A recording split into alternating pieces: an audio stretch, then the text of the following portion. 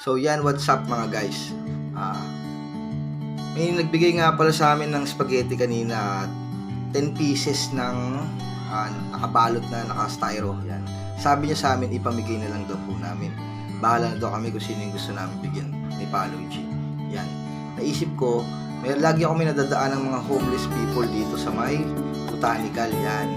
Yan mga guys. Yan. Puro mga homeless po yan. Diyan lang po sila tutulog sa gilid sa labas ng botanical garden. Diyan sila tutulog sa labas ng botanical garden. Yan. Mga homeless po yan, sila ate, sila kuya, sila tatay. Lagi ko po talaga sila nakikita dyan tuwing dadaan po ako. Tulog po sila dyan. 8 po silang dyan, yung mga homeless 8. Yan. Lagi ko po yan nadadaanan kada dadaan po ako pagpupunta ako sa ospital yan. Sana po, meron din po makapansin sa kanila, tulungan po natin sila. Lalo po sa lokal na pamahalaan natin na sana po tulungan po natin sila kasi kawawa po sila. Umulan umaraw po, nakikita ko po yan sila dyan, yung mga nakatrapal lang sa labas ng botanical na yan. Kaya po naisip ko na dyan ipamigay sa kanila yung binigay din po sa atin yan. Binigay po sa atin yan yung spaghetti niya. Yan ang kumpare ko na mabait. Hindi na po natin babanggitin yung pangalan niya kasi sabi niya pamigay daw po eh. Kaya ginawa lang namin, kami na lang po yung naghanap ng pwede namin pagdalahan yan. At naisip po namin yan na dito namin siya dalhin sa mga homeless yan. Homeless people dito yan sa may Martinez Highway. Tabi na harap ng botanical mismo yan. Botanical garden yan. Sila tatay, sila nanay yan. Lagi po talaga yan nandito.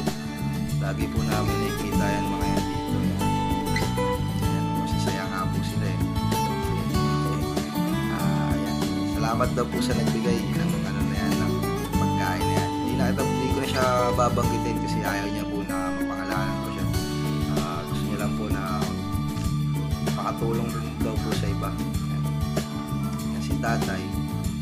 Lagi naman po talaga rin siya dito yan. Talagang lagi po siya inaayawan niya pa kasi sabi na busog daw po siya pero sabi ko hindi. Pang mamaya po, pang merienda niyo po, pag gising niyo. Pasalamat nga po siya yan. Dako tayo sa kabila yan. Ito po yung botanical garden ha. Yan. Sana po sa mga makakakita nito kung yung mga may kakayahan pong tumulong yan, please tulungan niyo po sila. Kawawa po sila. Lahat po yan sila dyan, mga homeless po yan. Yan si tatay. Lagi na po yan nandito si tatay. Yan. Yan. Talagang lagi ko po talaga sila nakikita na nandiyan dyan nakaupo. Mga nakaupo po yan. Tingnan niyo po.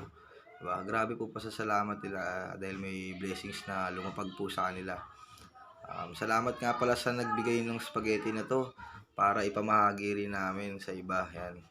Naisip ko lang talaga na sila yung mas higit na nangangailangan. Kaya dyan namin siya dinala. Actually, medyo malayo-layo po yan dito sa amin eh. Nilakad po namin yan ni Palo G. Yan. Para ipamigay ang mga yan. Binigay din po yan sa atin yan. Yan. Maraming salamat po sa mga nanood yan. Sana po sa makakita po nito kung may kakayanan po kayong magbigay ng tulong sa kanila kahit ano pong klaseng tulong. Mas maganda nga po kung tulugan po sana, trapal yan. Malaking bagay po sa kanila yan. Maraming salamat po. Sana po dinggin nyo yung namin, yung hiling namin. Yan. Jetro and Joshua. Yan. Mag-utol yan. Thank you. God bless.